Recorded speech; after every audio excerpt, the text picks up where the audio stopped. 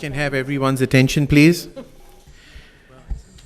Today is March 27th. The time is 5:30 p.m. This is the meeting of the Paris City Council. I'm going to call the meeting to order.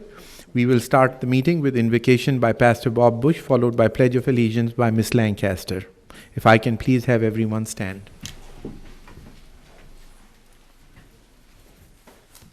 We thank you, Lord God, for the freedom we enjoy to assemble peaceably. We thank you for those among us who are willing to serve as our representatives. We pray with thanksgiving for those who will serve as our elected representatives on this city council. We are in debt to them, each and all. And we pray your forgiveness for them who fall short by not casting of ballots, but who are still willing to speak. We inspire us all to fulfill our responsibility to one another as we make our voices heard at the ballot box, but never in criticism of those who bothered to vote and make themselves available for leadership if and when we didn't take time to vote. Cause us to truly treat each other as they earnestly long to be treated. Teach us to care enough to vote that we might be heard responsibly. In your holy name we pray. Amen. Amen. I pledge allegiance to the flag of the United States of America and to the republic for which it stands, one nation, under God, indivisible, with liberty and justice for all.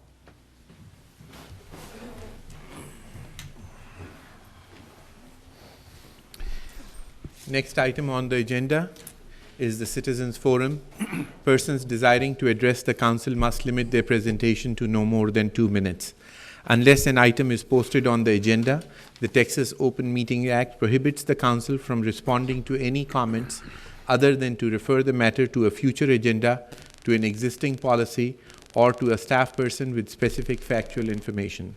Claims against the city, council members, or employees, as well as individual personnel appeals, are not appropriate for the Citizens Forum. The Citizens Forum is now open. If you want to address the council, please come forward, say your name, and write your address for the record. Thank you.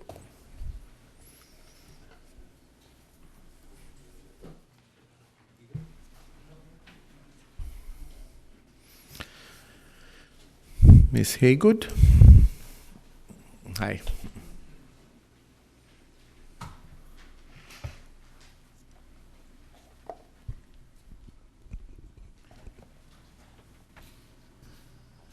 Dr. Hashmi, Mr. Mayor, council members, last Tuesday, March 21st, 2017, marked the 101st anniversary of the Great Fire of Paris, and in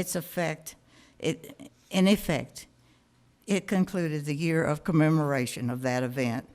I came tonight to retell to you and those citizens behind me the role that the city of Paris played as the mainstay of the last 365 days in making it such a wonderful year. For about 10 months prior to last March 21st, meetings took place in the community room at the depot with anyone who was interested attending, usually about 20 people. The city had organized these gatherings. At the first get-together, all sorts of ideas were tossed out, from choosing a theme to financing ideas, various possible events.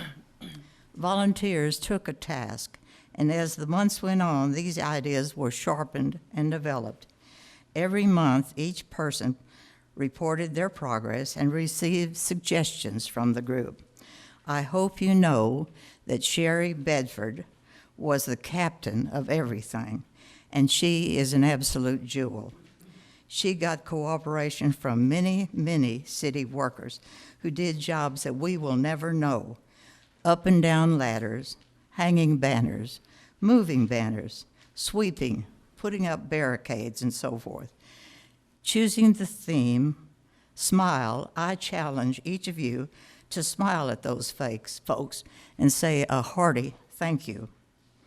Because it was a natural for the fire chief, Larry Wright wrote letters to the 5 chiefs in the cities who responded to our call during that terrible fight.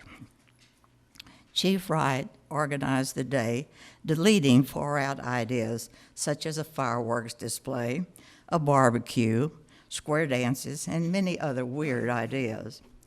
The result was a lovely, short parade headed by a bagpipe band from Plano, leading the fire trucks from Honey Grove, Cooper, Hugo, Bonham, and Dallas. There were 4 firemen as color guards at attention near the Culbertson Fountain, which was the stage. Chief Wright was handsome his dress uniform, and he and Mrs. Lancaster, in a pretty red suit with matching shoes, laid a white floral wreath at the base of the Texas Historical Fire Marker on the plaza. Police Chief Bob Hunley, also in dress uniform, and handsome too, part the introduction of the service. The plaza was filled with guests. School children sang, and at the end of the program released 1,440 balloons, the number of structures of fire destroyed by that fire. The balloons carried the word smile as they floated off to the northeast. Civic groups and organizations, the Chamber of Commerce, businesses, schools, the college, and just hundreds of citizens worked in many ways to make it a memorable year.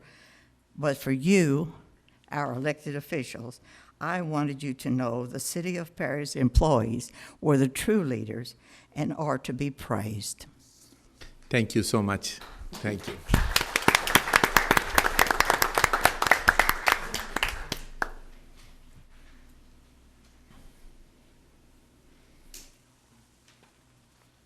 My name is Mark Rothfuss.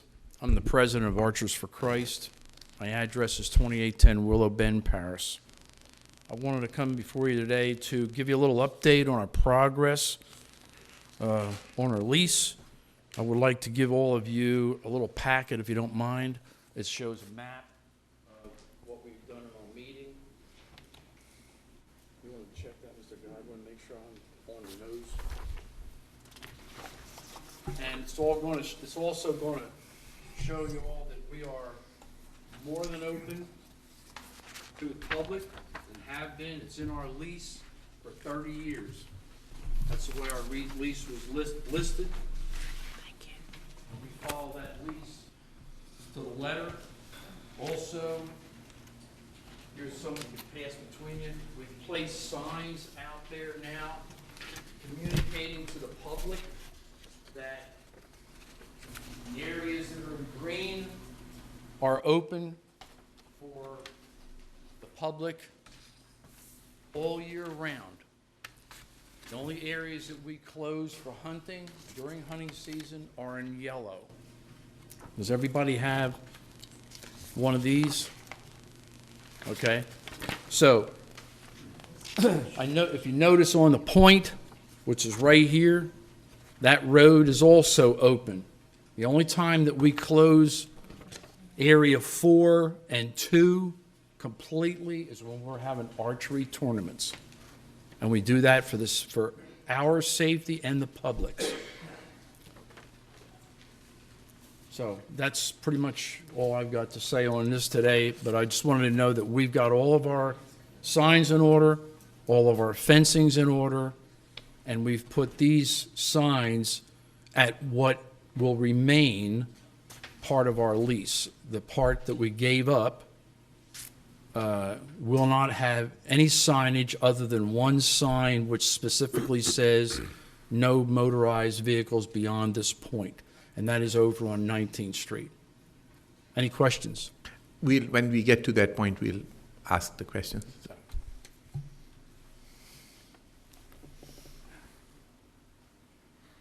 My name is Dick Harvey, and I'm sure you all remember me, or I hope you remember me.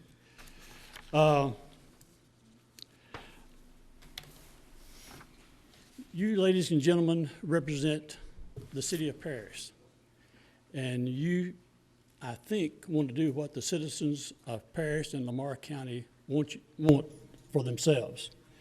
I'd like to remind you, and I'm sure you've seen this, but again, the Parish News ran a poll on what the citizens of our area want. 14% said they agree exactly as it's been for the last 30 years. 30 years, okay? 21% said there should be more land available. 57% said the whole lake area, 57% said the whole lake area should be open to the public. All right? 7% said they didn't care. So 80% of the people that voted said that the lake should be open to the public, period. Now, I have nothing against Archers for Christ, okay?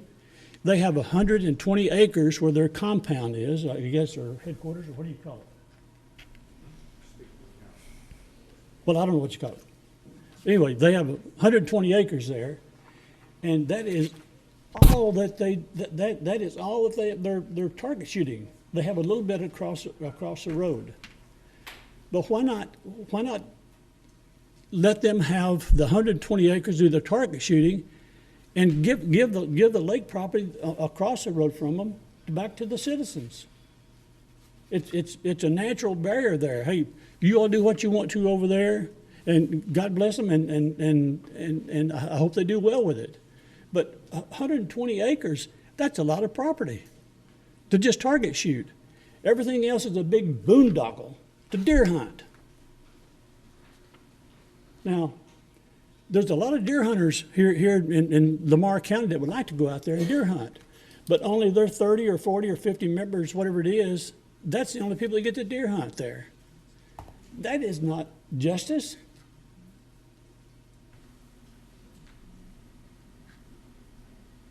So listen to the public, please. 80% said it should be open to, the whole lake area should be open to the public. 80%. Thank you. Thank you.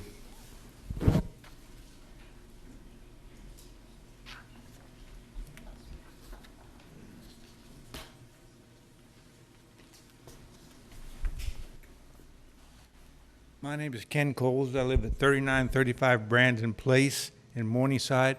What I am here tonight is ask the city to do something for the community. That is to have a day, at least twice a year, where the citizens can take and dispose of their hazardous material. I challenge each one of you to look in your garage to see how many empty paint cans, aerosol cans, and in your garage that are outdated, and ask yourself this question: how do I get rid of it? We have no place to dispose of them except put them in a plastic bag and let the trash take them, which is not good for the landfills. That's what I would like you to do. And what would be nice to do is for somebody from City Hall to walk down the street to the Commissioner's Court and cooperate with the commissioners and have it county-wide. Thank you. Thank you.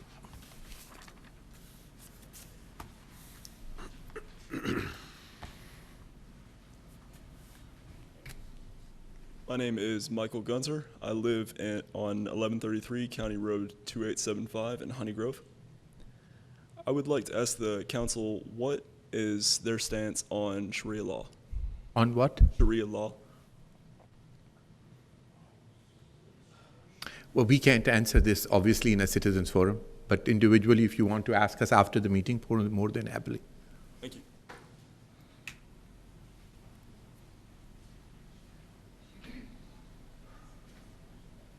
Hello, my name is Beverly Biggs, and I live in Powderly, Texas, and I just wanted to speak again real quickly about the Lake Crook thing. I have to agree with Mr. Harvey about the amount of land that the Archers for Christ would be allowed. We would like to have hiking, biking, equestrian, possibly camping, do something with Lake Crook. I don't know why the Paris just treats it like a stepchild at a family reunion. There's so much potential there, other than just boat races. There's lots of things that could be done there. We're not trying to push the Archers for Christ out of that area. No one else, have to give them credit, has been even remotely interested in doing anything at Lake Crook other than them in the last apparently 30 years. Okay? So I don't understand, I'm gonna say this real quick, why don't we have symphonies out there like you do at Hyde Park? Why don't we have movies in the park? There's a pavilion, there's electricity. You spent $90,000 on a playground that no one uses because you don't promote Lake Crook. So this is all we're basically asking for. Thank you.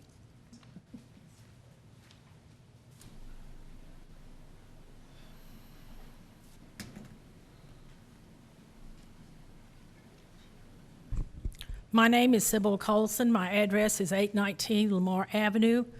I'm here about the number 16 on the agenda, the vacant building regulations. I normally would try to address this issue with reason and logic, but I can't because the whole proposal is just crazy. As Dorothy Parker used to say, what fresh hell is this? It's bureaucratic insanity what they're doing with our tax dollars. They're putting all these onerous regulations on the people who own property downtown, and they're running us out of downtown. One of the things they're talking about is $1 million and $2 million liability insurance policies, which I think is ridiculous. Most people have insurance policies, but I can't imagine the policy premium on that. It's basically the Historical Commission piling more regulations upon more regulations. And I'll point out that the city can't even enforce the regulations that they have now, and they're trying to add more regulations.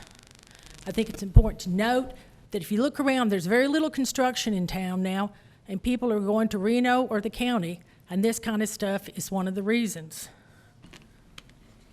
And also, another example, renting commercial property. If you rent commercial property, it takes more than 3 months to rent the property. Then they're wanting to tack a $500 fee on. The reason most of these places are probably vacant is because they cannot be brought up to code of the city of such things as like sprinkler systems and other items. I would ask the council to not allow this proposed ordinance or regulation in effect.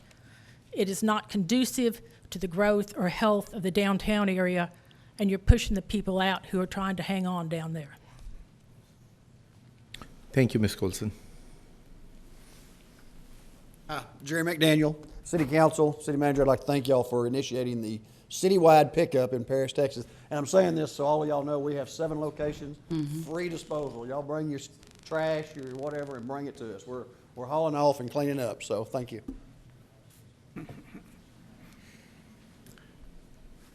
If nobody else is, you don't have to run.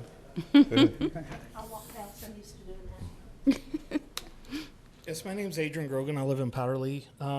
The whole thing on the Archers for Christ, you know, I am a member there. I am an avid hunter in that area. It is one area that we try to keep up with. We try to police it quite often. The area that is talking about being taken over, that's close to the park, we've harvested over 25 wild hogs out of that area last year alone. Without us being in that area, that population is going to move into your park, and it's going to start tearing that area up.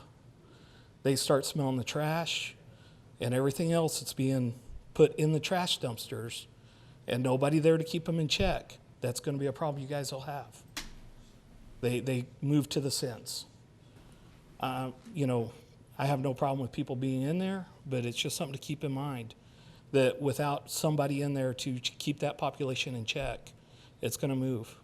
And it's going to move where you guys put stuff at, and it'll tear it up.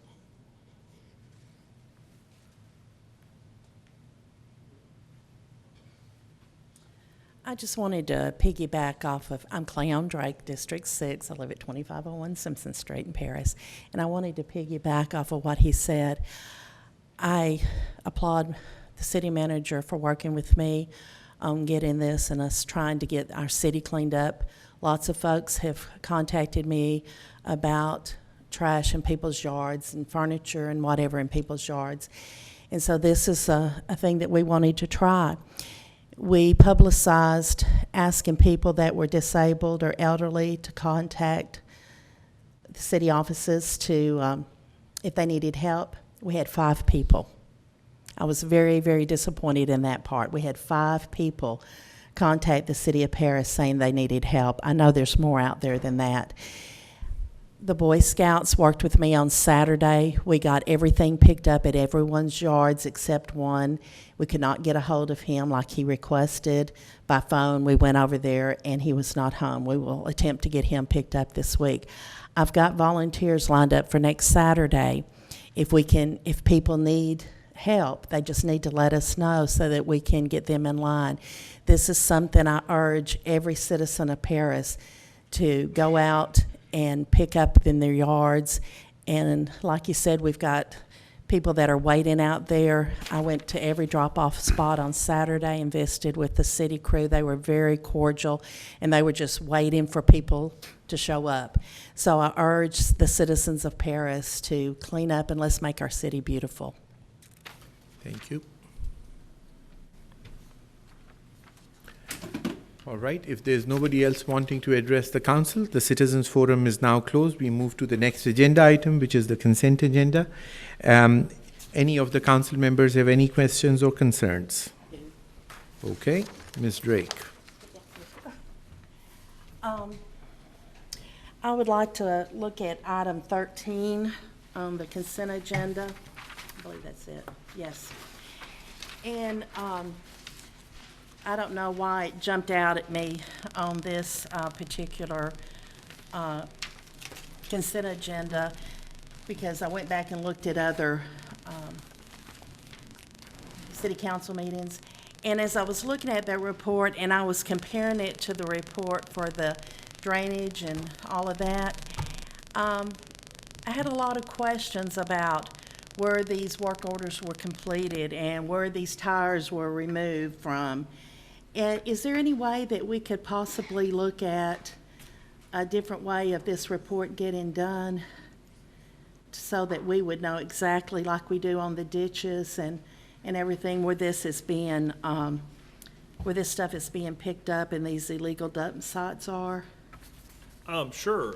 You're looking for like addresses? Yeah, just like the report prior to it with the drainage and ditch report. We have the address, what the problem was, the action was taken, the date completed. I just would sort of like to see that report maybe revised so that we would sort of know the locations of maybe where this stuff is being done. Okay. You know, you can see that they're doing stuff, but I just sort of like to know. That's just my personal opinion. I don't know how other people feel about it, but I would just sort of like to maybe see a more detailed report in our agenda. Okay. That was all I had. Anybody else has any questions, concerns? I'll take a motion on this item. So moved. Second. All in favor? Anyone opposed? No. Item carries. Moving on to the regular agenda, item number 15 is discuss and act an ordinance declaring junk and rubbish as defined herein to be a public nuisance, authorizing the Buildings and Standards Commission to conduct public hearing and to issue orders to remove or store said junk and rubbish, authorizing the city to perform such work and file liens if order of the commissions are not complied with, providing a penalty clause, providing a saving clause, providing a repealer clause, providing a severability clause, and providing an effective date. Mr. Godwin, you want to say something first? Yes, sir. Fairly quickly, I think. This is not an ordinance that creates new standards or new things which must be complied with. It's a change in procedure. Specifically, as you know, the Building Standards Commission exists to issue orders specifically for dangerous buildings. And in the state of Texas, that authority can be expanded so they can also deal with junk. The problem with junk is procedurally, it's often personal property. So no matter how ugly it is or how awful it might be sitting in somebody's front yard, it's not as easy for us to just go and pick that personal property up. You know, if it's high weeds, we can just mow the grass. If it's a dead tree, we can cut it down and remove it. If it's junk, sometimes the court process is very long and takes a lot of problems with it. And so this is an opportunity for the Building Standards Commission to address those kinds of code violations, just like they do dangerous buildings. Instead of demolish or secure, they would have the option of issuing an order directing the property owner to store or otherwise remove the violating property. All right. I'll start with the question on this item first of all. What is the role of code enforcement in this? I mean, we are involving Buildings and Standards Commission, but isn't that just part of the standard code enforcement process, that the code enforcement officer can see there are certain things which are not allowed to be in the yards, like cars. Right. Similarly, sofas, etc., which are sitting and totally broken down in front yards or on patios. Yeah. So is that not just part of their duty, that they're going to do that anyway? It is part of their duty, and the code enforcement does, yes. Yeah. The problem comes in that, again, if the grass is 2 feet tall, we can just go out, we send a letter, certified letter, 10 days later, we go out and mow the grass, send them a bill, they either pay the bill or they don't, but we take care of it. But if it's things that could maybe be used or reused or converted. So personal property it's is personal not property. And in the state of Texas, because personal property or any kind of property rights are so strong, we can't just go in there and take that and throw it away. Okay. And so it really slows things down. And so if you've got that stuff next door to you or across the street from you or on your street, you're constantly fussing at us because we're so slow, because it's got to go to the lawyer and to the courts, and then they have a right, as they should, to appear in court and give their side. It's a really, really slow process. So this way, Buildings and Standard Commission, your hearing will be in front of the Buildings and... Go to them first. Okay. And say, here's the problem, and then they would issue an order or not. And the question to the city attorney is, do you find anything wrong with that? And number two, do you find any issue that... Will it really speed up the process, or it will be yet another stop on the way to the court? Well, the way I look at this, I don't think there is any authority under our ordinances right now or under state law for the city, after notice after notice after notice, and we work with folks, code enforcement works with folks for a long time, and we still don't get this junk remedied. There's really no authority to go and abate that nuisance. So this will give us the authority to do that. Once that goes through Building and Standards and there's an order, if they don't abide by the order and they don't appeal it, just like with a substandard building, the city then will have the right and legal protection to go take that property and clean the mess up ourselves. Okay. Ms. Drake. I think my questions have been answered that I had written down about this, so nothing else. Mr. Frierson? No questions. Dr. Clifford? You said if the citizens appeal it, they'll still retain the right to appeal it if they choose to fight it? Yes, it will work just like a substandard building case. They've got 30 days to appeal that to the district court. If they do that, they can have another hearing in the district court, but if they don't, after 30 days, then they're forever foreclosed from complaining about that. If they don't appeal it, then the city We're good to go, can move yes. the junk out, okay, and have legal protection, okay? Yes. Mr. Trinado? No questions. Mr. Jenkins? I have no questions. Ms. Lancaster? No questions. Personally, that's why I was asking the question, because like Ms. Sybil said, Ms. Colson said that I'm not one for more and more ordinances, but if this is just a procedural thing, and if it's going to help us clean up the city and give us protection, I find nothing wrong with doing it. It gives us another tool. Yeah. And while still affording additional due process rights for the citizenry, but it does give us another arrow in our quiver to deal with these intractable cases. I don't think code enforcement has any intention of taking every single case in front of Building Standards, but we have some intractable cases that this would be useful. Okay. I'll make a motion to approve. Second. All in favor? Aye. Anyone opposed? No. Item number 16 is discuss and act on an ordinance amending Chapter 7 of Code of Ordinances, Buildings and Regulations to add Article 8, Vacant Buildings Regulation, to create a registration program of all vacant central area buildings, providing a penalty clause, providing a saving clause, providing a severability clause, providing a repleter clause, and providing an effective date.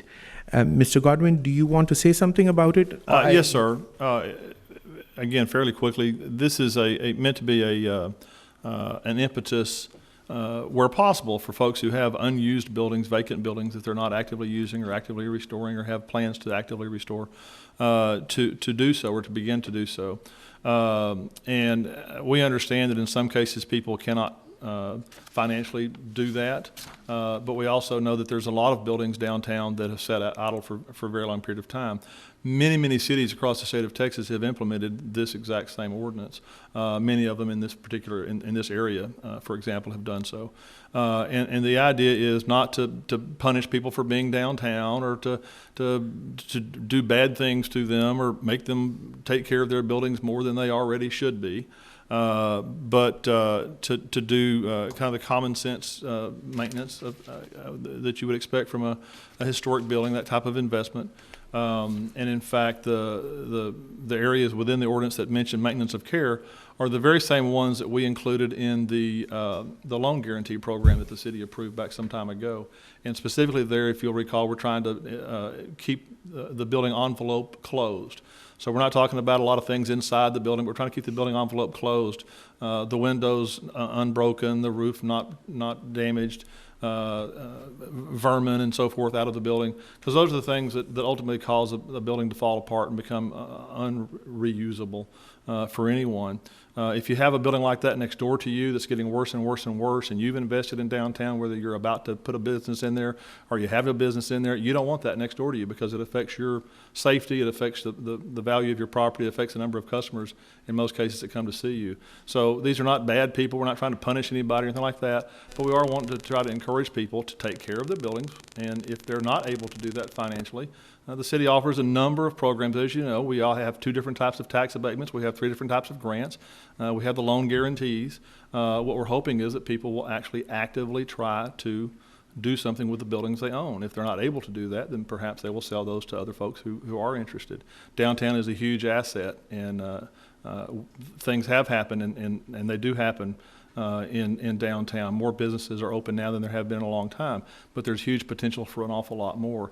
And to just have buildings sitting vacant for month after month, year after year, and nothing happens to them, that's not a success. And it's easy to blame the city and say, we've got these horrible, terrible codes, but they're the same codes that every city in America has. And other cities grow and other cities improve their downtowns, and they do that by having a high standard, not by having a low standard. Low standards never do any good for anybody. Low standards are low standards. We need to have high standards and high expectations. And I understand that certain property owners are going to be opposed to those kinds of things, and if we don't pass this, we don't pass this. But that's the reason it's on here. We're not trying to stick it to anybody, or we're certainly not trying to create new things. We want people that can take care of their buildings to do so they don't get any worse, and so that their neighbors don't have to worry about what's going on next door. Okay. I'll start with my opinion and questions on this. First of all, I think if the intent of the ordinance is to populate a building or increase the occupancy, I'll go back to the fact that as much as you want to keep high standards, I think there is a time and place for high standards, and things which are applicable to other cities may not necessarily be applicable to our city. The cost of keeping those high standards in our city is going to be so high that it is not worthwhile for the property owner to spend that much money. And so if our intention of doing this is to increase the occupancy of the buildings, we need to relax our ordinances, particularly as it relates to fire, etc. That's number one. Number two, the intent of the ordinance may be good, but I think the requirement of the owner to give $500, then the requirement of the owner that in the next month or 2 months, if he doesn't get registered, he's going to be fined or penalized. then the fact that you have to carry $1 million and $2 million of insurance, I'm not sure who is going to insure those buildings and at what premium will they be insured just because the city wants it done. So I kind of tend to agree with Ms. Colson that I think these are very stringent things, and if we continue to make such stringent laws, I feel other than running away people, it doesn't do us much good. I think we need to, Mr. Skipper Steely had come up with an idea, and I didn't have his permission to talk about it yet. That's why I'm not going to talk about it. But with his permission, I'm going to put it on the next council agenda of how do we rejuvenate our downtown. I think it's a good suggestion, and I think if I have his permission, I'll put it down, and people should look at that and see what their thoughts are on rejuvenation of downtown and downtown buildings. But part of the things that he has written down, it doesn't say that you penalize those people. It tries to help people out in creating an environment which is conducive to populating our buildings. I'm the first one to say that safety and health and safety of not only yourself, but your neighbors is very important. But I think I'm not for this ordinance in the way it's written. I think it's too stringent, and I personally don't favor it. We should come up with some better ideas and see what helps us. And I will again say that we need to, yes, we can take examples of other cities, but I think we need to relax our ordinances somewhat in particular cases, as Chief Wright has suggested himself, that, he's willing to help out and he's willing to negotiate some of the ordinances down to repopulate the building if people are wanting to. But, it's hard, and I have other people who have come and they have had renters who wanted to rent their buildings, but they lost the rentals because we could not safely give them an occupancy certificate. And it was not necessarily that the building is bad, but our regulations are too tight on it. And so I am not saying apply those same things for the entire town, because different areas have different significance. And if we are wanting to rejuvenate the downtown, which is that important, then we'll have to have some give and take on this. So that is my opinion, and I'm not in favor of this. Ms. Drake.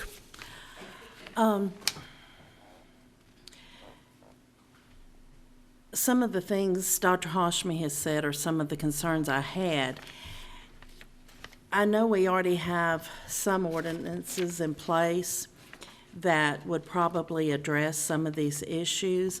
I'm for revitalizing downtown. I would love to see our downtown look like some of the ones in towns close by.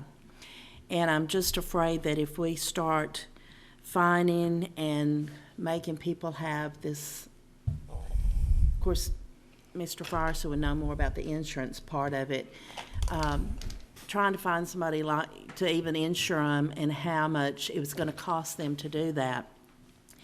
And that I know that there's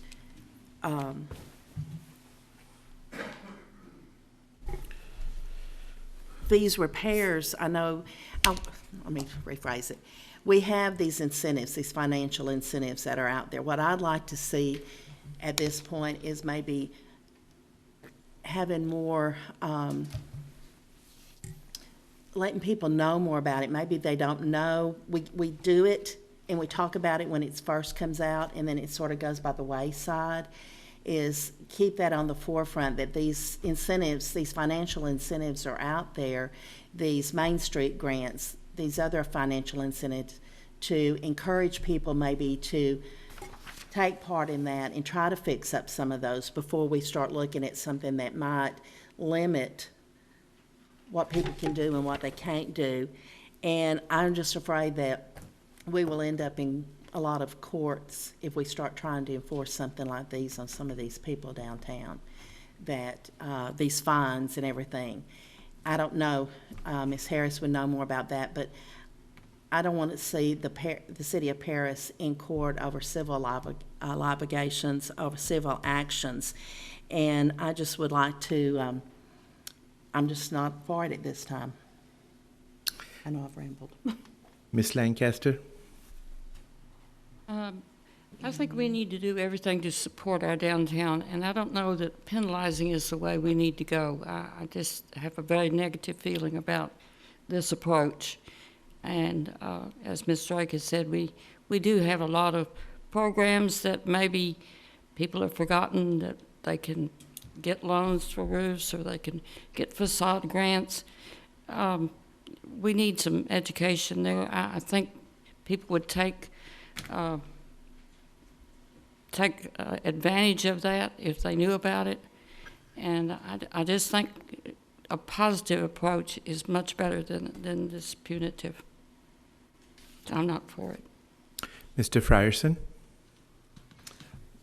Well, I guess on a couple different levels here. I guess first of all, I think you do have to be very sensitive to property owner rights and realizing that, you know, we are here as kind of policymaking board, but at the same time, you know, the property owners deserve the latitude that they've taken the time to make the investment. But I took it from a little bit of a different perspective in reading this. I would echo some of the things in terms of the fines and the registration fees and those sorts of things. I don't know that I can support the way it's written that way, but I kind of viewed it as, John, and maybe you tell me if I'm wrong, but more of a starting point to me, whereas we can sit here and go thumbs up and thumbs down all we want to, but you know, if you go thumbs down, it never comes back up. So is this one of those things where we can take some of the things that I think we all agree are important and modify those things that we think are maybe too punitive, and whether that annual registration is one of those things, to me, was a little bit too harsh. The definition of vacant, and as Ms. Colson said, with the 90-day window, is that too much? Is that too little? But, you know, how can, whether it's meeting with the downtown merchants, I don't know, have you met with them to kind of bounce some ideas off of their temperature of it, or? No, we met with the Main Street Advisory Board, and they unanimously agreed with it and recommended approval by the council. Correct. And their take on it is, we're not trying to be punitive to anybody, and I understand how it can feel that way, especially if you have to pay money. We're trying to protect people who have already developed there, and protect their investment. And it's kind of like any kind of code enforcement. You know, who's your customer? Is it the person with the junk in his front yard, or is it the person that lives next door to the junk in his front yard? If you're the guy with the junk, you don't like code enforcement guys coming around messing with your place. It's your property. And I get that. But if you live next door to him, if you live next door to the fire trap, and you've got an art gallery on the plaza, and you've got a fire trap next door to you, if you got a restaurant with a building that's got no roof on it next door to you, you wish the city would go do something about it. So there's two sides of that perspective, and I understand both of them. Well, and I appreciate, because that frames it a little bit differently. And to go back to the insurance thing, like, just so everybody understands, that's just general liability. They're not talking about insuring the buildings for $1 million or anything like that. You can insure any particular type of building with given general liability limits. The client would be the one that chose those, and of course the price depends on what you're doing in it, if it's empty or if there's a shop in it or if there's a restaurant in it. So it's varying, but it's not like you're going to take a building and say, like, well, you have to insure it for $1 million. Now that's just not it. So just to kind of clear that up. I don't know. I mean, I think John brings up a good point that you really need to recognize whether you're talking about a greater good or, you know, which seat you're sitting in. I do think this has some merit. I don't think, for me personally, that the way it's written is, you know, I think it's too harsh for me personally, but I do think, as everyone up here is going to say, you know, we all want downtown to be better. So, you know, if this is something that the groups can kind of get together and come to common ground on, I think maybe we ought to continue to pursue it in some form. Mr. Frierson, this is just out of my curiosity. Let's say, what is the premium of this kind of insurance for $1 million? Because we are talking about empty building. What is the liability, I mean, premium for $1 million or $2 million? That's one of the greatest questions I get, because there's no real easy way to answer it. But, you know, ballpark is, I mean, I'm not, you know. I've heard that before too. Just ballpark it now. If you say the wrong thing, I'm going to hold you to it. But, you know, I would say, if you're just talking about it, think about it this way. Think about it as a minimum. If it's just sitting there and it's empty and you're talking about one building, on an annual basis, you're probably talking, somewhere in the $1,000 to $1,500. Just for liability? Yes. Okay. But again, don't anybody hold me to that. Okay. I know, right? Dr. Clifford?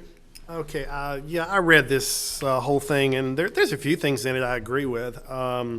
It suggests a floor plan for every building downtown for the first responders. There's nothing wrong with that. Having the correct addresses on it, there's some things like that I like, but the more I got into it, the devil's in the details, and it really is very restrictive. It almost seems like it's getting it ready for occupancy, which I guess is the goal. But some of these standards on empty buildings, for instance, basically it has to be in good condition, no broken windows, no boarded up windows, rodents can't get in, must be watertight, weathertight, no rusting, exterior walls, no holes, no loose materials. And in the interior it gets into too. There must be no junk or anything in the place. Even the interior stairwells, they must kind of be getting ready for people to use them. And I can see somebody buying a building and all of a sudden get slapped with a major expense to fix this up before they're ready to do it. So I think it goes way too far for that. Again, like Mr. Firestone said, we're all for downtown to be developed. But I think this goes a little too far, and it criminalizes it. You're a Class C misdemeanor if you don't maintain your stairways, your decks, your porches, your balconies. And also, it even specifically defines legal, lawful activity. It says no building shall be used primarily for storage of personal or business items. I thought we kind of voted that down a while back, but all of a sudden it's back in here. And if we pass this, that's what it is. So yeah, I'm opposed to this. I'm in favor of some aspects of it, but these restrictive requirements, I don't think that's going to be good for downtown ultimately. Mr. Jenkins? Well, I'm gonna make it a little short and sweet. I'm really opposed to it right now. Mr. Trinado? I'm also opposed to it. There's been some good things that have come out about this, why it shouldn't be passed. And I just don't think that it's just an uneeded expense to the owners of these buildings. On a separate note, I do have a question. Let's say, just for example, if this ordinance was to pass, what happens to the downtown theater that the city owns? It's not occupied. How do you apply the law to that now? Well, we do have liability insurance on it. We've spent money more than once to fix the roof, to enclose the roof. We've spent money to. Can rodents get in? Enclose the. Oh, I bet they can. And that's. And similarly, and there if is I've a got staircase there. And if I've got a restaurant next door, I'm going to hate that. Yeah. So yeah, again, if you're the property owner versus you're the neighbor to the property, you've got a different perspective. I understand that, and I respect that, and I know where we are. So I would personally like to make a motion to not approve this. However, with the same motion, I'd like to say that something of this sort needs to come around. And if, with everybody's permission and the person who suggested, if I'm given that permission, maybe next time I could present what Mr. Steele had suggested, just to present, and then after that we can sit down and rediscuss what portions of it we want to keep and what we want to eliminate. So it's kind of a long motion, but if you want me to modify it because it's too long, I will. Yeah, for me, I was just going to say, just for me personally, could we table this and maybe get some feedback to John to see if there are like some really strong lightning rod points that all of us don't agree on, and then kind of modify it versus. I have no objection to tabling it, but the only thing that I would suggest is that if the tabling is going to bring the same penalties back to us, then I'm opposed to it. Well, I guess that was my thought, was if you went through and I went through and we don't, but could kind of work with John to say, like, I have no objection. If 7 of us say, like, I hate this part, then take that part out. But if only one of us is offended by one little piece, then Well, how about we maybe it's something reject we gain this? consensus on. How about we reject this and come back with something else that after discussion? I don't think the council's in favor of this as it's written, so I don't see any problem with rejecting it. Okay, since this is confusing me, I'm just going to make a motion to reject it, but I'll ask Mr. Godwin on a separate note to bring something back in a different way. So this is my motion. I need a second on it. Second. All in favor? Aye. Anyone opposed? No. Okay. So we are on item number 70. There's no football game or basketball game tonight? Is both seasons over? Well, I can tell you there is, if that'll mean this goes faster. But that's- Okay. Item number 17. By the way, Ms. Colson, thank you for coming and addressing the concerns, as others who are here from downtown, I think. Discuss and act on an amendment to the Archers of Christ lease at Lake Crook. I think we all know about this, unless Mr. Godwin wants to add anything to it. Only that we, as I've told you guys by email a time or two before, we met with a group of folks kind of representing both sides of this, so to speak. We're trying to develop a trail along 19th Northwest right now, which is, or where 19th Northwest was, which is along here now. This area is now being used, as Mr. Rothfuss mentioned, a majority of the year. All of this land is open to the public. This is where the park is right now. We've recently made some improvements to. I was out there yesterday with my family. Just as an example, there were kids playing on the playground. There were people fishing. There were people picnicking. There were people boating. The lake has always been, the actual water has always been open to everybody all year long. And this trail right here is open to the public. And I walked it yesterday, as I do almost every weekend. With my family. It's a 3-mile round trip. It's a great little walk, and I would encourage people to use that right now. We recently cleared that. This is an area that is leased by the Archers right now. It has been for, I think, 20 some odd years. But we have agreed verbally that we would delete all of this 8A and number 7 from that lease, so that it would be the cities to use, or the public's to use 12 months out of the year, not during hunting season. I guess that's all I got. Okay. While the gentlemen were addressing, I do have a few questions of Mr. Rothfuss and there's Mr. Harvey. But before that, Mr. Godwin, when we had discussed this item, we had thought that we'd have a meeting of both sides. Did we have that meeting? Yes, sir. Okay, so both sides were represented on that meeting? Correct. There were 6 folks there, 3 from each side, again, so to speak. Okay. 5 of those 6 folks all agreed to this solution. Okay. So after the meeting was conducted, 5 people had agreed to what you have presented? That's correct. Okay. Please. Actually, let me finish my questions, then we'll give you time to address. Mr. Rothfuss, I have a couple of questions for you. First of all, what are your charges to join Archers for Christ? And the reason why I ask is because Mr. Harvey had brought this point up that there are only few people who are able to do deer hunt, whereas there's a lot of people who would. So is there a charge to it, or what is the charge to join Archers of Christ? We ask that the public, everyone, join the club for $30 for a single, and what's it, 40 for a family? $30. Repeat it again. $30 for what? $30 for an individual, you Okay. alone, or $40 for your family. Okay. Up to the age of 18. Once you're 18, you're considered an adult and you have your own membership. Once you purchase that membership, you attend 3 tournaments out of 18, 3 tournaments. Then we evaluate your capability to make an ethical shot on either a hog or a deer. That's why we do it. Also, while they're out there, they're under our liability insurance once they join as a member. That's the point, is they are covered under some form of insurance in case there's an accident. We've never had one, and we don't plan on having one, because we have very specific rules as to how people conduct themselves. They must be 100 yards from another hunter. 100 yards is a long way with a bow and arrow. Most of these hunters are in the air. They don't overshoot but 30 yards, but we have a buffer. They must be 75 yards from any path. Whatever your rules are, that's fine. Okay. I just wanted to know what the cost of joining the club was. Number 2 question that I have is, how many events do you have in a year? 18 regular events and 3 special events.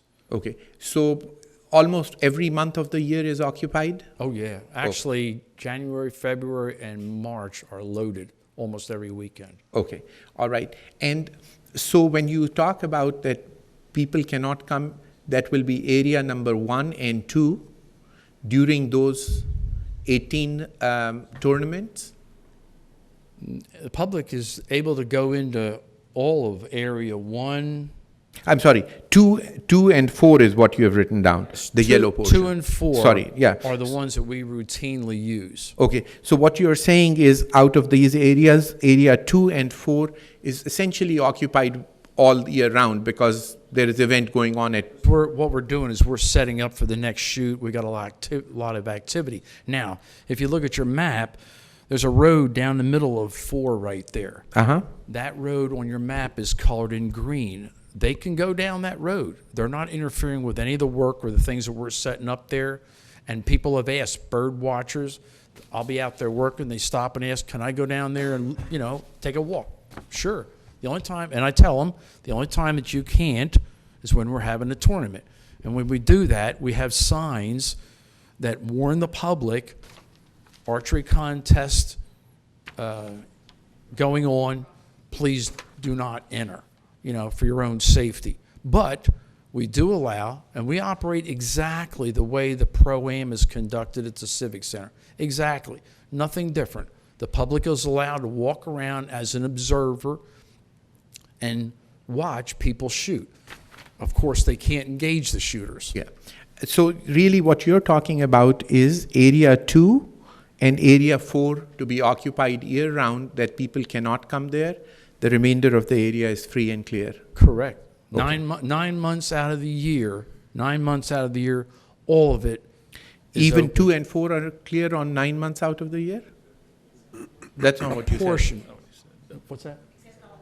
Yeah, except on weekends. Oh, It except is. on weekend. So even on weekdays, area 2 and 4 for 9 months is completely Right. accessible. There was a person that parked a horse trailer in our parking lot this past weekend down the far end. They didn't interfere That's fine. with us. That's fine. Now, I have a question for Mr. Harvey. Mr. Harvey, in the discussions which took place between the two groups that you had, were you satisfied with those discussions? No, sir. Okay, what were you not satisfied Well, with? the way it went, Your Honor, is that John set the meeting up to go from 4 to 5 o'clock. Well, we had discussion up to 5 o'clock.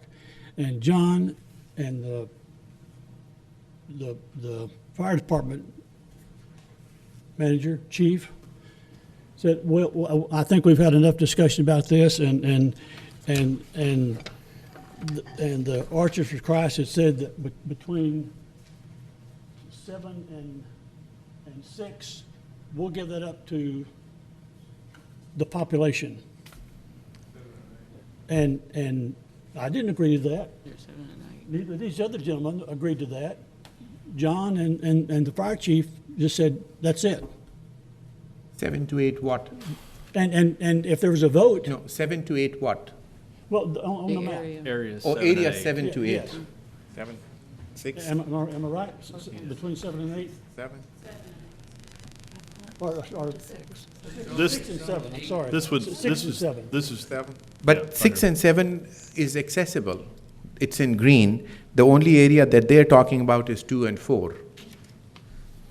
So if you want area 6, 5 or 6 or 7 open, it is open. Well, sir, 80% of the population that voted said that Archers for Christ shouldn't be out there, other than their camp, 120 acres. And you just heard them say that a 30-yard shot is a pretty long shot, okay? And how many people hunt there? They don't say. There's about 30 people or 40 people, I think, in their program. And I understand completely what mean, your point it's- is, but what I'm just saying is, if you really look at the map, they're only asking for 2 and 4 year-round, essentially, and that out of that 3 months, which basically means that 9 months, you can't use it on weekdays, but you can use it on weekdays, except in 3 months out of the year, you're not allowed to use that area on weekdays or weekends.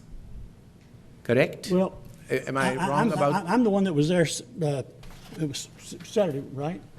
I was there on my horse, and I went down the road, and where they have a lock on the, down past the two bridges, and there's a big metal gate down there, and they have a lock on it 24/7 all year. Okay, I've never seen it open, but I rode 3 miles. But maybe that's what they're trying to compromise, that they're saying that on weekends it'll be closed, but on weekdays it'll be open. Now, I'm not trying to put words in anyone's mouth. This is my understanding correct or incorrect? Mr. Rothfuss? May I clarify? Yes, please, clarify. The gate that he's referring to has a actually a four-wheeler capability, that you can bypass that gate. That gate is there for one reason only, so that motorized vehicles, trucks, cars, and stuff like that cannot go down the road. And it has a city lock on it, along with our lock. So that, and plus there's a landowner down that road that has 60 acres landlocked. He has a key to it so that he can get to his land. That gate is it's not open because it's not supposed to be open. But somebody on horseback can ride right around it. There's no, people drive around with a four-wheeler all the time, and every one of our gates has an open access as wide as this right here. I drive through them all the time. Okay. As wide as that. Thank you. Mr. Harvey, you wanted to say something when I had stopped you, so please go ahead and say what you wanted to say at that time. Well, they use a small portion of number 4. That number 2 is 120 acres. It's not broken out how many acres is in number 4, but they don't need it, If sir. number 2 is 120 acres, just looking at it looks like 240 acres because it looks twice as big. Well, number 4 is like 4 or 5 times larger than number 2. Okay. And to shoot 30 yards, I mean, the whole thing comes down to this, council members. They want to go out there and hunt free, and that's what they do. And they've been doing it for 30 years, and the city can't go out there. I don't care if they hunt for a week. That's too long. They've got 120 acres over there in Section 2, and that's plenty large enough to archery hunt. The rest of it is a big boondoggle that they've had for 30 years. Okay. Period. All right. I mean, you have anything else to say? I hope you all do the right decision because I think 53 is what they said last time. I'm not sure though.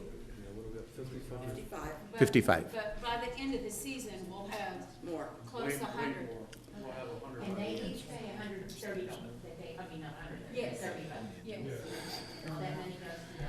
Okay, I'm not going to have a conversation started between the two groups here and there. So if you want to address, please come forward and address.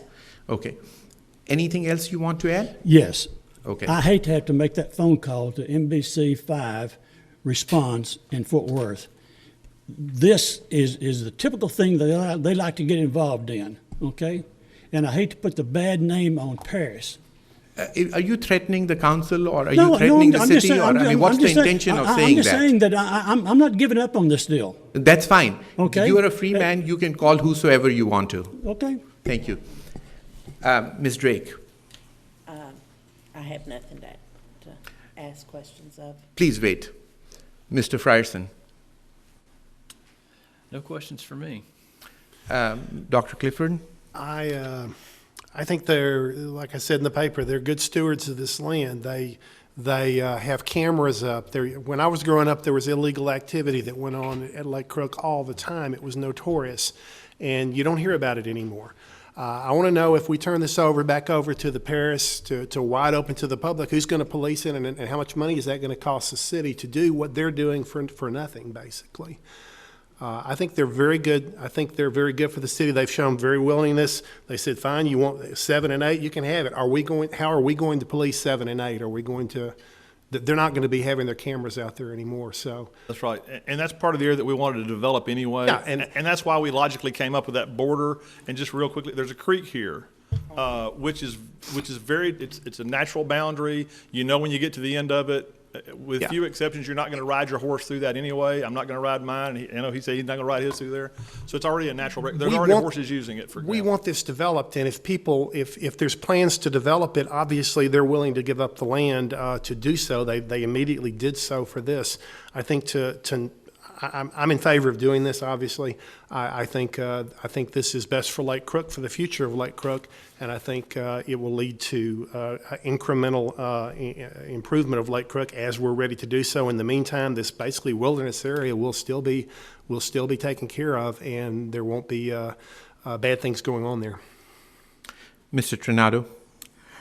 Well, I think they've been good stewards of Lake Crook. We've had it for 30 years, and they've kept it clean. It's safe out there. You feel safe, and that's how I feel about it. Mr. Jenkins? What's going on? Number one, what's going on over there? 'Cause I don't want to go out to Lake Crook that much. It's open space. 9 months of the year it's open. You can wander through there, do whatever you want to do out there, the just during public hunting can go season. there. And you don't want to have people going out there during hunting season in case there's a hunting accident. And that's the reason you don't want to have that during hunting season. But the rest of the year it's open to the public. Ms. Lancaster? I don't have any questions at this time. Okay. I'm going to say all these matters are a matter of give and take.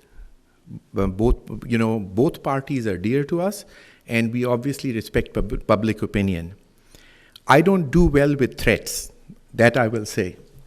So threatening attitudes don't go well with me.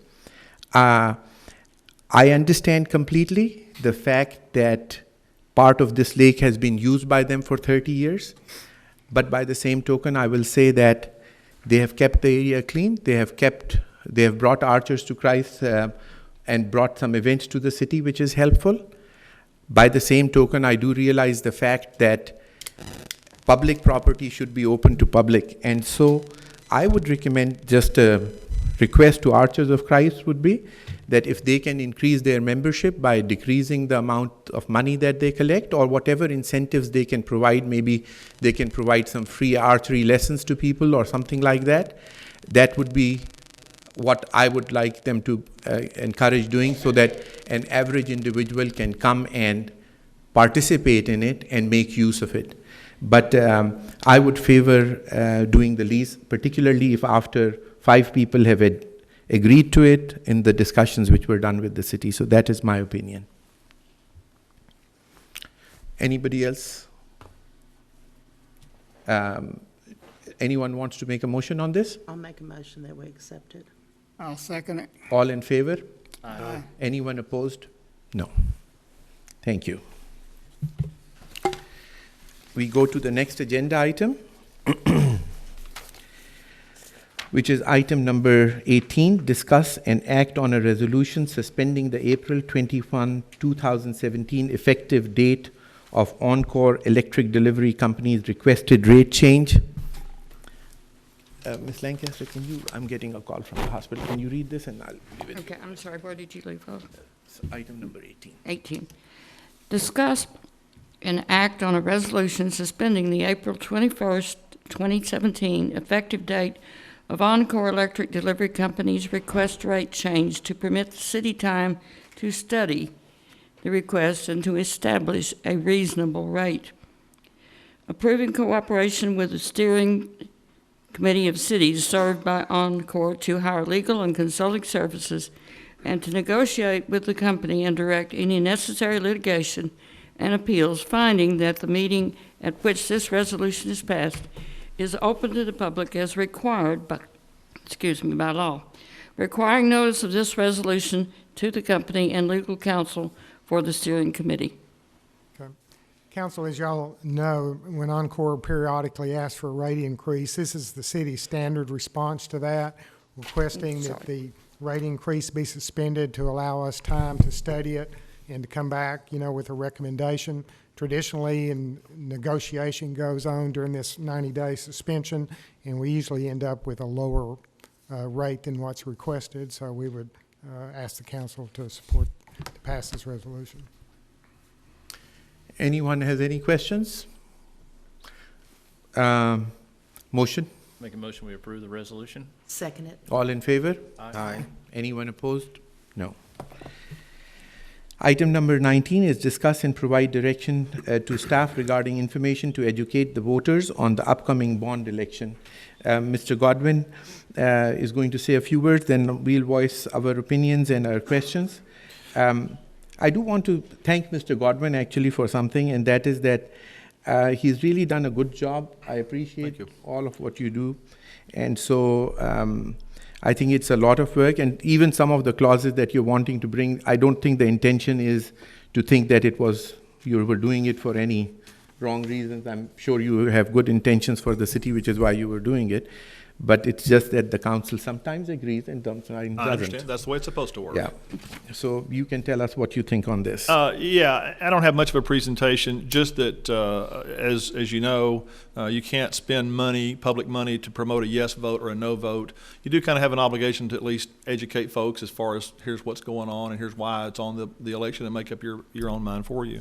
So I put together a little 2-page sheet there, kind of a fact sheet, kind of more than anything for council staff use, so that when there's questions that come up, we all have a consistent answer, and also use it for educational purposes if you're talking to a group, if you're talking to the media or whomever, and not that it's secret information that we would not give out. And then also, if you'll recall, some of you, all of you, in 2013, the last time there was a bond election for utilities projects, we did a mail out. You may or may not want to do that.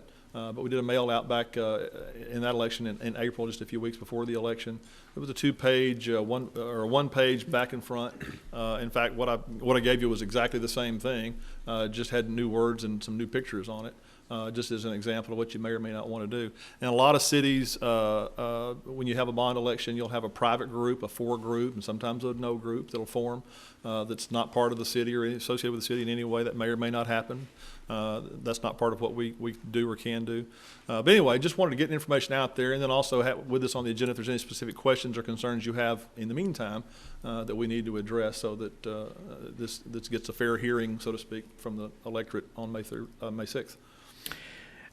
So, Mr. Godwin, I'm not opposed to the mail-out, but I think before the mail-out is printed out completely and sent out, I think it should be brought to the council for approval by the council to see exactly what the mail-out says. Well, that's it. So, okay. So tell me what you want to change. Is that the part that says City of Paris bond election with the picture? Is that that yes, page and the page picture? after Right. that? Okay. Right. That's actually, and again, we can start from scratch. That's just one we used last time, and it turned out well.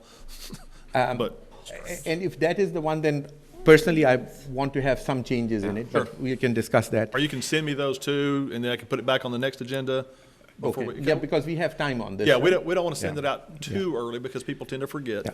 Number two, I don't like the idea of necessarily pinpointing the streets. I do think that what we should make it very clear is that this is throughout a city thing. It is not being done in one segment of the town or the other, and that all districts will be equally, or as best could be equally represented, when we spend that money. Sure. Number three is that I don't think we need to necessarily specify what kind of fixation do we want, because some streets may require very little work, other streets may require. So I think to just say that every street is going to look like Pine Bluff with a reinforced concrete street. Yeah, I don't think we do any of those. Yes. Like that, so. So the thing about it is that I think some streets may require just a chip seal or something of that sort. I mean, I don't think we want to do a half-hearted job, because that requires repeat. Right, I agree with both parts of that. Yeah, and that's what we have in mind. And I don't mean to interrupt you, but just to clarify, because I've heard some of that we're building these monstrous, super expensive streets. There's none of the cost estimates include concrete streets. and a majority of them are simply mill and overlay, which is about the cheapest you can do to rebuild a road. So we I mean, don't I have don't that. want So- it to be the but- cheapest either, yeah, because yeah, the thing is, absolutely. you don't Otherwise get $10 million otherwise every day to fix Otherwise, them. you might as well not do it. Yeah. We want to do it right. So we Yeah. get that, and I agree, and that's something the council doesn't need to decide before the election, but it's a discussion you need to have. And I also feel that once the new council is in place, I think the decision to do which streets and how to do and what amount to spend should be really that council's decision, because Yeah, the election is at that point. So I think to decide right now at this point, one can have some suggestions on the streets, but let it be the other council's decision of what streets they want and what streets they don't want to do. And so those were some of my suggestions. Now, the one other thing that, as much as I think there is a lot of importance of parks and everything, I personally, as much as I'd like to see greenery and parks and things like that, I'm just not totally sure that when we have a lot of bad streets in town and a lot of other expenses, whether I truly favor the idea of I'm not going to stop. Whether I truly favor that idea or not, but the thing about it is, it was part of the motion that we made before. So it's on the bond, it is going to be on the bond, but I think those two items need to be completely separate. They are. They are, and they Yeah. legally are. They're two Yeah. different propositions. Yeah. So voting for the parks or against the parks doesn't affect whether there's money available for the streets either and way. that is the only other thing that I will say. Ms. Lancaster?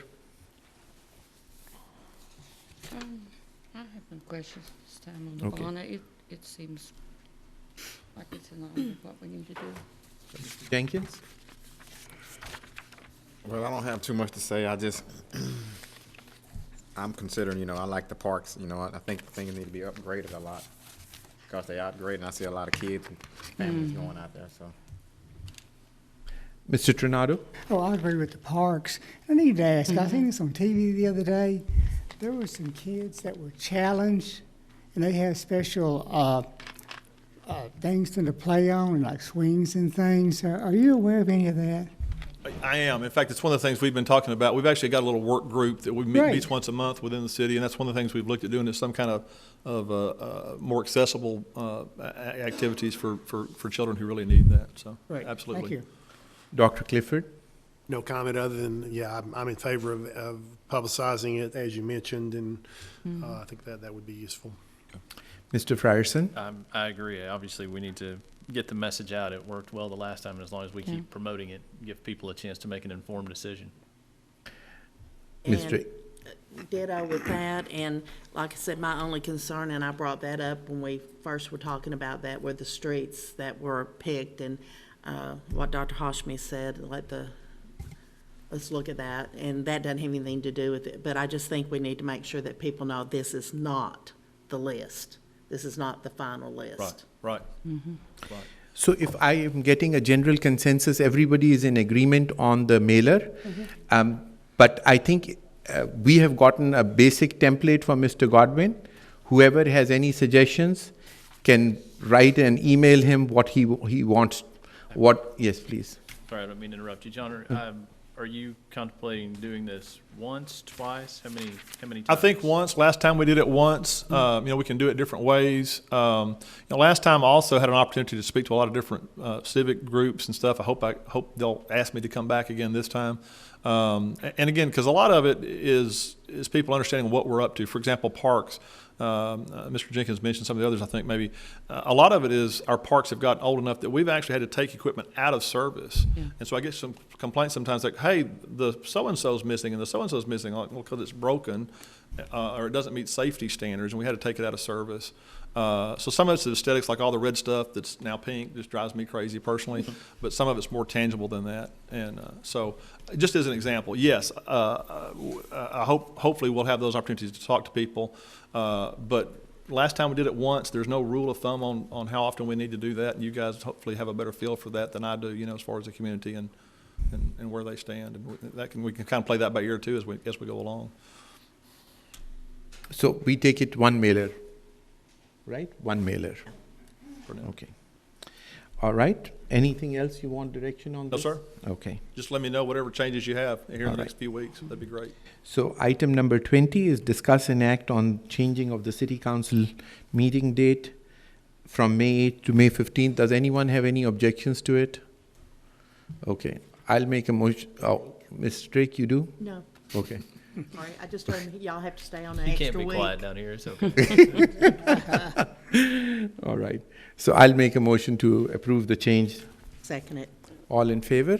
Aye. Anyone opposed?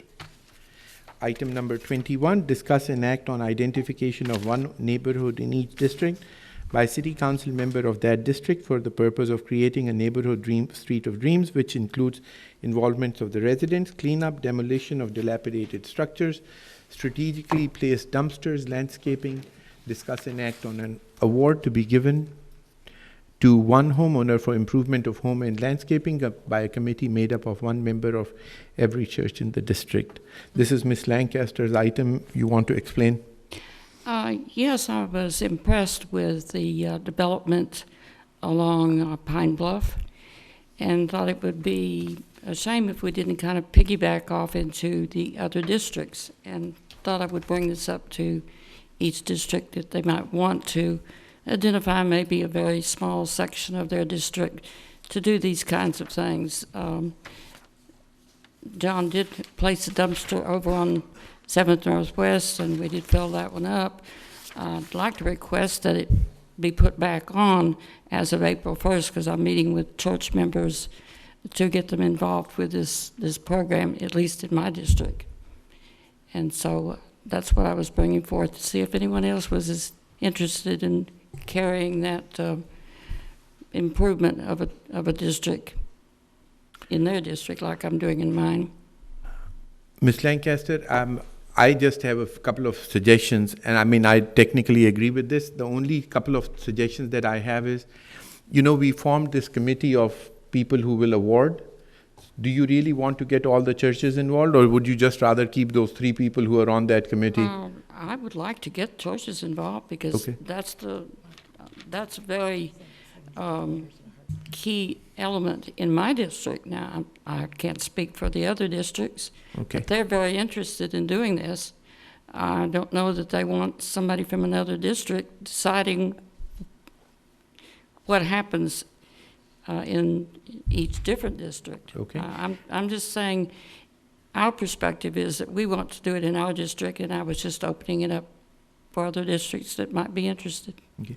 And one other question, the award money, what is the award and how much, and from where do we fund it? Well, it is going to be donated. It will be $1,500, and that's privately raised. The city has no obligation on that at all.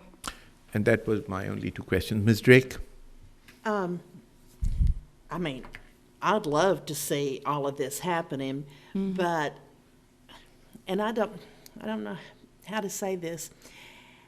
To get people involved is going to be difficult. I mean, you've been very successful. I sent out 72 letters asking for volunteers, and I heard from 3 different groups. And I sent out letters and called and did emails, and I heard from 3 groups.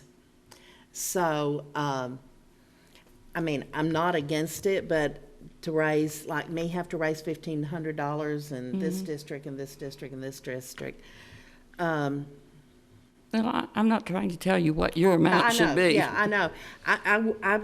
I think it'd be a great thing, and I think it's just something that each one of us as a council member and the new council members would have to look at. Well, absolutely. And try to see if that's something that, we want to take on, and if we do, I think it'd be a great thing.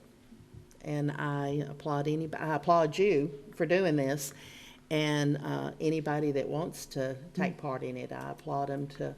But it was a lot of walking and shaking hands. It is. It is a lot of work, and so, but it's a start.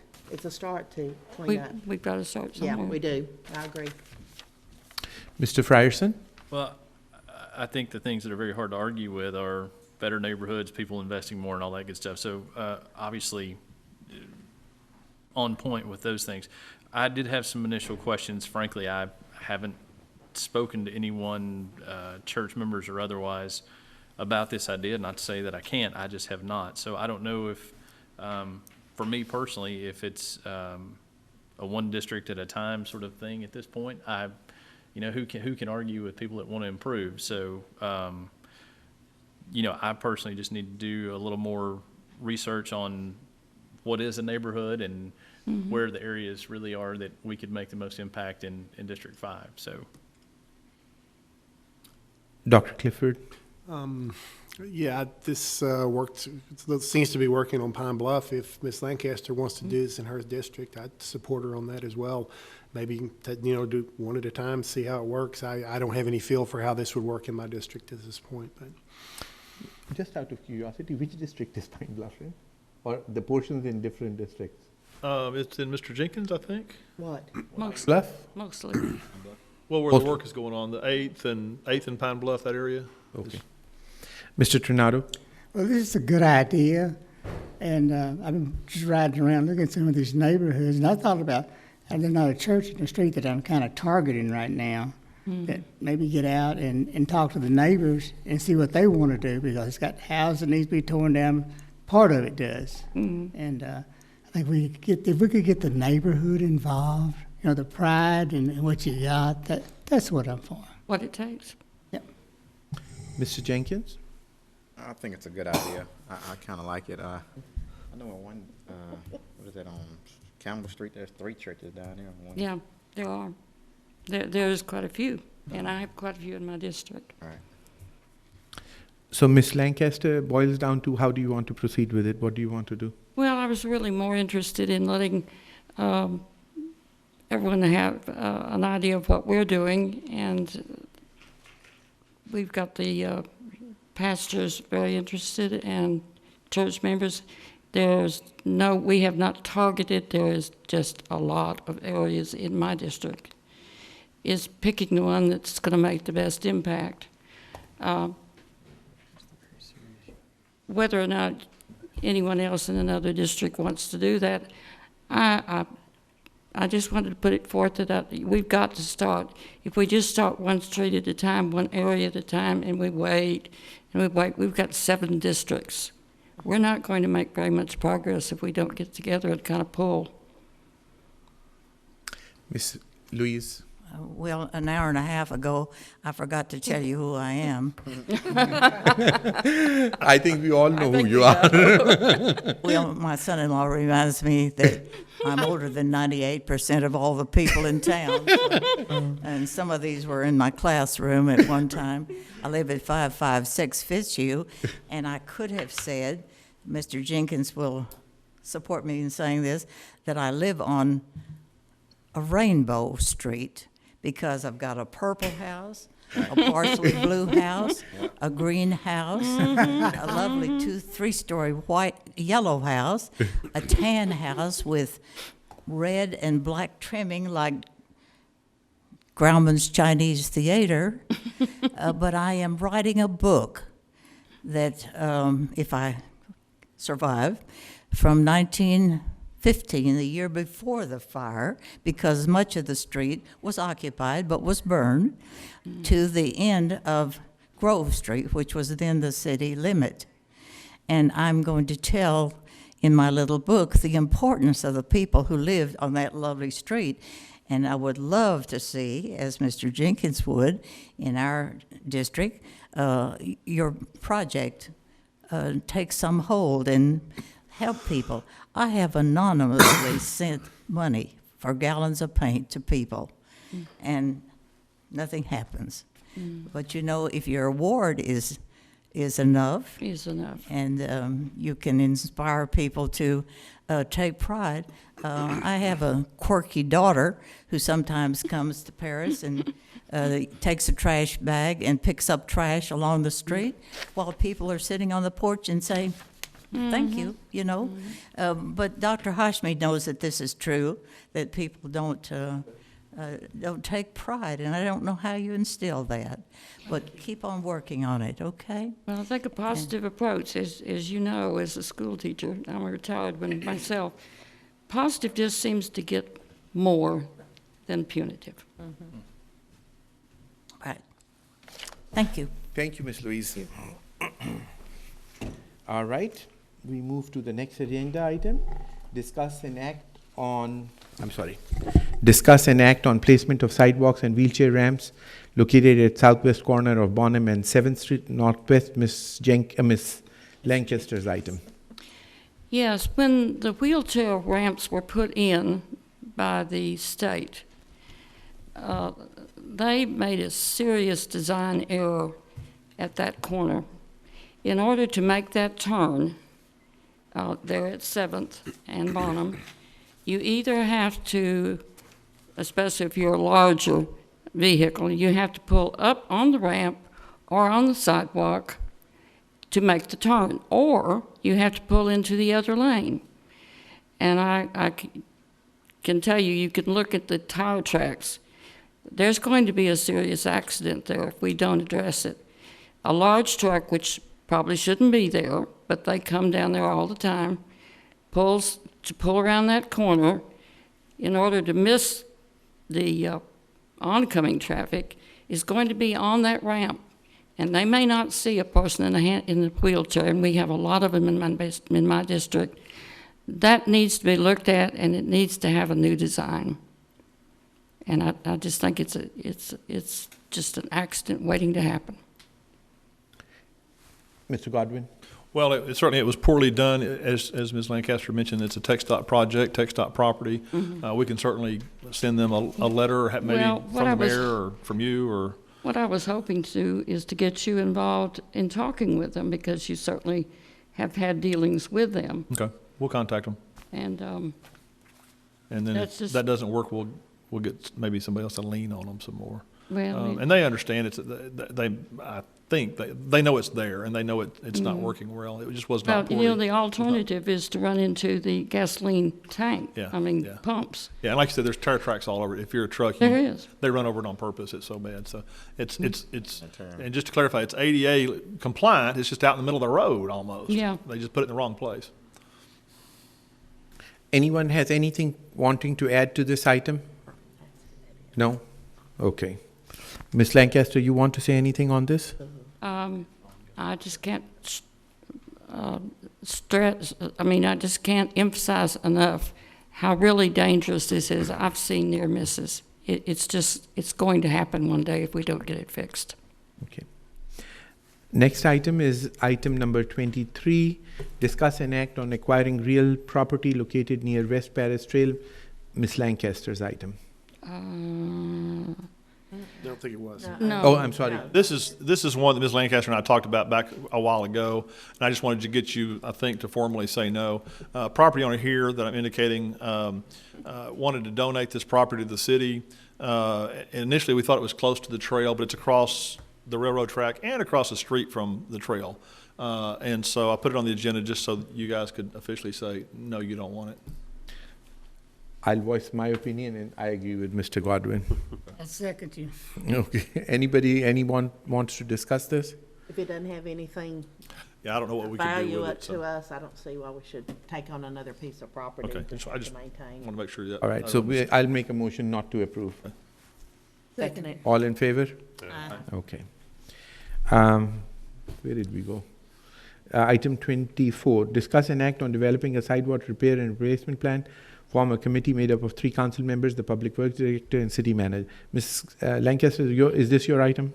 It is, and Okay. it's out of admiration for these beautiful sidewalks that are now in and going in on Pine Bluff, and it just made me very, very jealous that we didn't have the same sort of sidewalks in my district and a lot of our other districts. I don't know that we can actually just go out and make a committee and pull this money from somewhere, but I do think we need to be looking at some sort of a plan to replace or repair those sidewalks. The sidewalks running down 11th Street to my house is so bad you can't walk on them. You've got to walk in the street. And it's by no means the only one in this town. We need a plan, and we need to follow it. Do we have a sidewalk plan or we do not have a sidewalk? We plan? do not, and that's largely through lack of funding. You know, we've repaired some sidewalks, and Pine Bluff is being done because they were so badly torn up with the utility construction there that for ADA purposes, we had to put those new ones back. And then we get CDBG money about every year and a half, and we do a block and a half or so, and we've done First and Bonham and a little bit on Lamar, and it just takes forever. Having a plan's a great idea, but we just keep in mind, having a plan doesn't mean there's any money to go with it. You know, we adopted a park plan 3 years ago, and we haven't had any money yet, although we're hoping in May that we get some, but yeah, there's not a plan now, so. The sidewalks in front of my 3 houses, I paid for. Completely tore them out and had a professional do that. Yeah. I was promised the side streets. Yeah. I never got them. Yeah, there's also, you know, a couple of places in downtown where we split cost with someone when they've developed a building.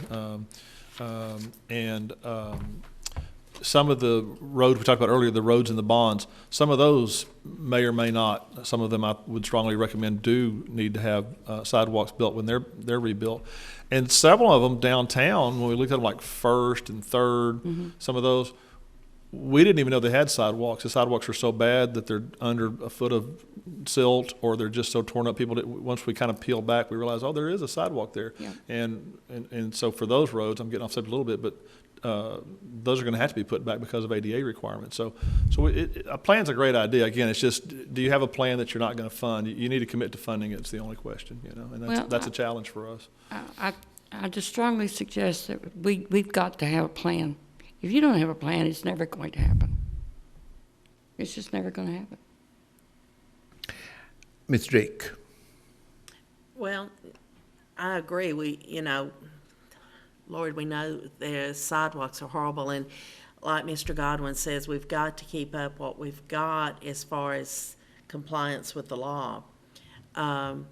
So maybe that's something that we can look at as we start maybe getting the new council on, maybe looking at trying to get a committee together to put a plan into place so that when we do find extra funding or get a grant, that's already there. But I think that's something we need to wait until we get the new council on board. Mr. Frierson? Well, frankly, I mean, I agree that if you don't have a plan, you're never going to do it, and all those. I totally see both sides of this coin, so that's kind of a tough one. But, you know, at this point, I agree that as we go through the roads and that reconstruction, I think it will filter along. At that point, I don't know, really expending resources to so many other things on the table. You know, how fruitful is that going to be? But, you know, as someone who has terrible sidewalks on Church Street, sure would be nice to get them replaced. That's for sure. Well, you can hire the man that I had mine put in with. Cost me $4,000. Well, that's you're right. And it is right there on Bonham. Certainly was an ADA project, but the only way to get it done was for me to do it. Dr. Clifford? Yeah. Obviously, I'd like to see the sidewalks get repaired too. Some of the worst looking places in town are because the sidewalks are crumbling.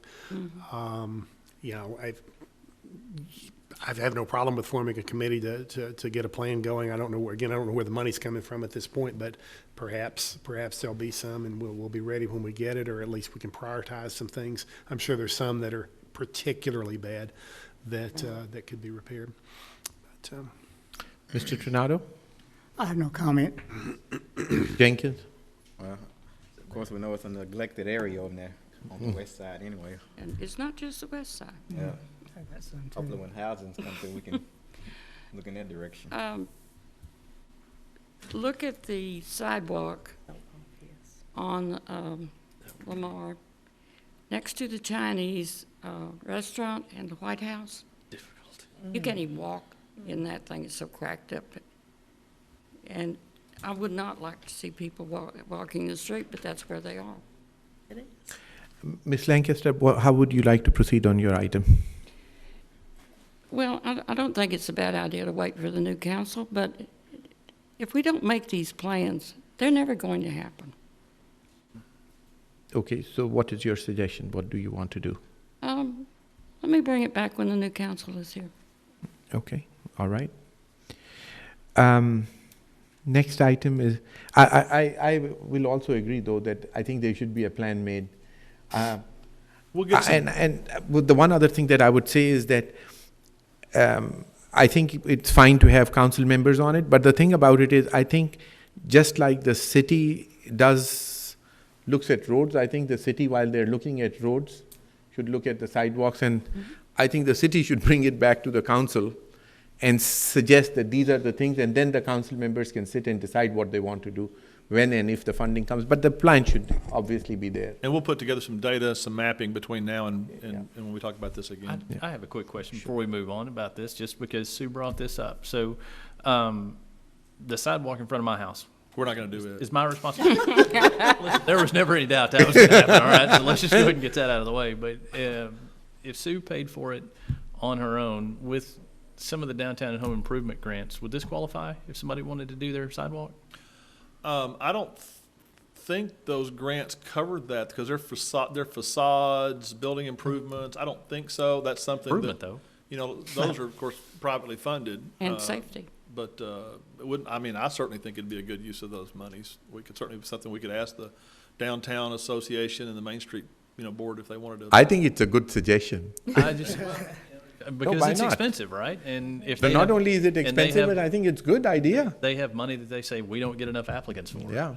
So just Why not? a thought. I'm sure they'll thank me later for that. but Yeah, that's okay. I'll be sure to mention that you I came think for it will views. make an improvement in the area, so I mean. Good. Yeah, so if you can improve the facade, you can improve, I mean, but again, I'm not on that board, so who knows what they want to hear or not. But I think it's still a good idea. You and I are in the same spot. You guys do whatever you want. Yeah. To. I'm just gonna make a suggestion. 3 more, Mr. Frierson. Yeah. For now. Move to the next item. If you think that they're going to get rid of me and you, they're mistaken. Last 3 or 4 weeks, we can leave a trail that'll last for a long time. All right. We get enough stuff going right now. All right. Clean it Item up. number 25 is discuss and act on developing a downtown roof replacement plan, including redesign and financial options, and form a committee made up of 3 council members, the public works director, and city manager. Ms. Lancaster's item. You can tell I was thinking about repairs.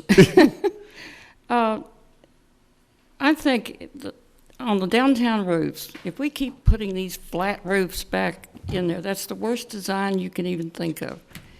There is a way to put a less expensive roof that still doesn't show, and doesn't disturb the historical look.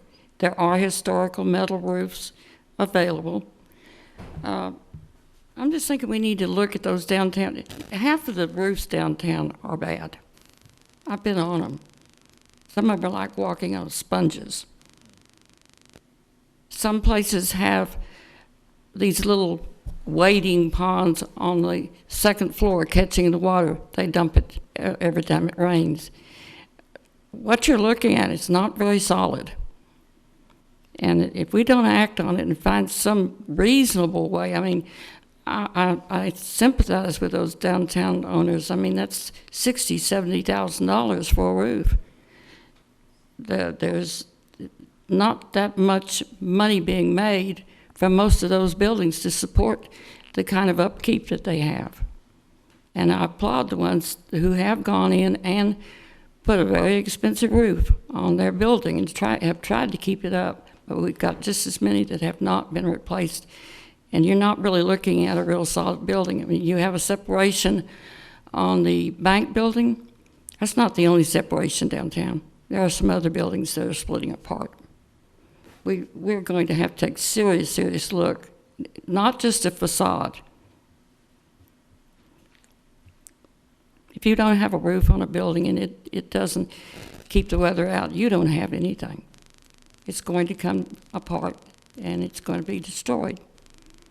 Once we lose those buildings, they're gone. That's my personal opinion. Sorry. Okay. Anyone of the council members, any comments? Legally, can we tell a building owner what kind of roof to put on? Well, I'm sure not gonna try. I mean, I agree with Ms. Lancaster about trying to keep these buildings from falling apart, but I'm just also sitting here, I'm playing the devil's advocate here of can we legally tell owner I'm of not a building. suggesting that, I'm just saying there's other ways to look at those roofs than a flat roof that you know what's going to happen. It's the worst design for a school you'd never think of.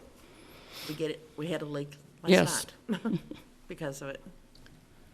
Yeah. Ms. Lancaster, how do you want to proceed on your item? I'm mostly just trying to bring forth some ideas. And we have a new council coming, and I'm certainly open to waiting for that council. They may have a totally different feeling, and I'm sure some of them do. I just have been downtown. I have a little antique booth down there, and I'm very acquainted with most of those roofs. And I was shocked at how bad some of them are. All right.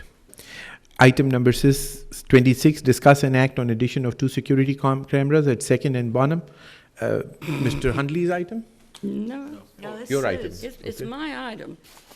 You want to say But something? it was brought to my attention by the ladies who run the little antique shop on Bonham there in the corner of Second. They're afraid to come out at night. They have been broken into, and they just need all the help they can get. Well, I appreciate you putting it up here because we are a proponent of the security cameras, and we're looking at a lot of different areas, and all the side streets and all the feeder streets coming off the plaza is some of the areas that we're looking at. So That is a particularly dark area, and I don't know why, but we seem to have lost some of the lighting there too.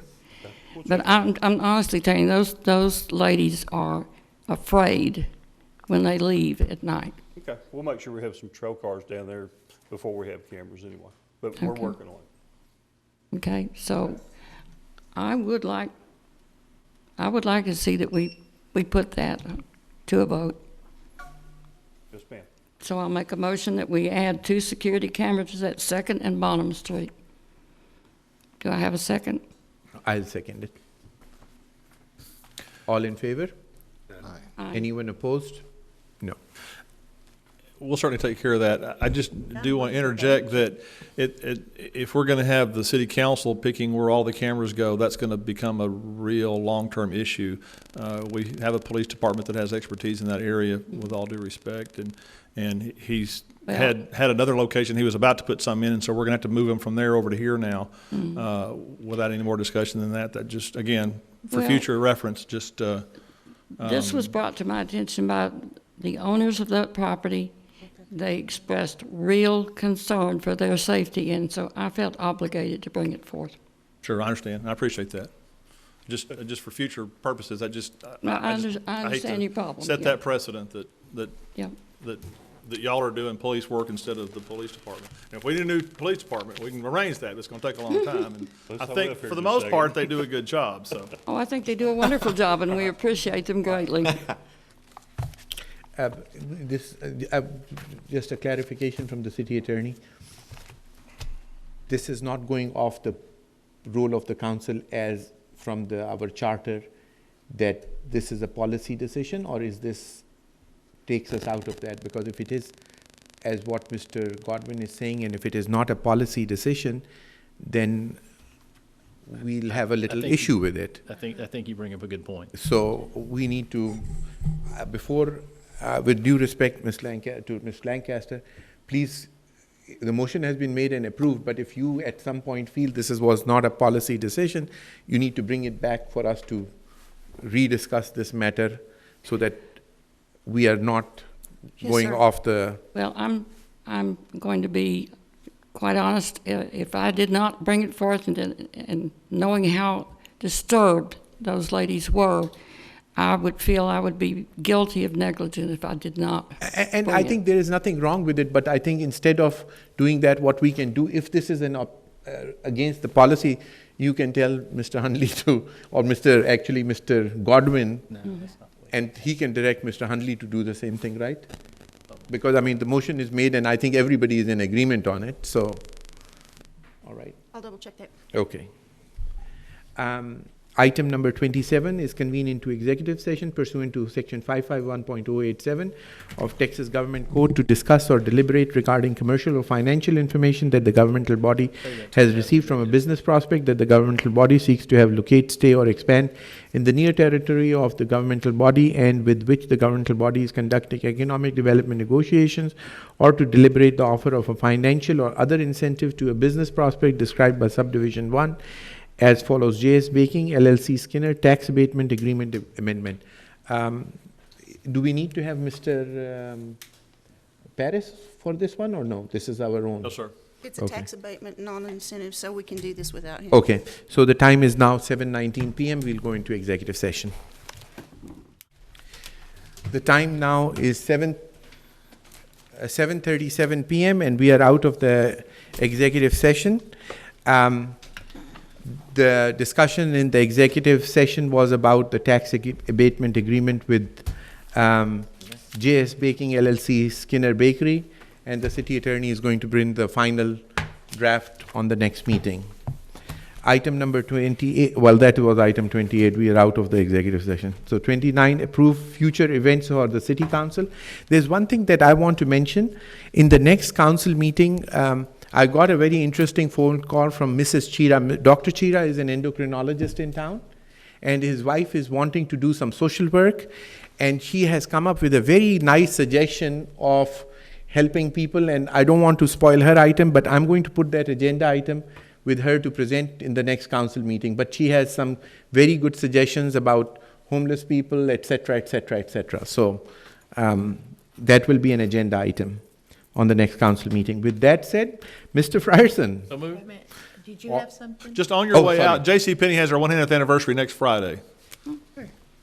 I just saw his hand. They'll be having an all-day celebration. All right. Thank you, everyone. Meeting is adjourned.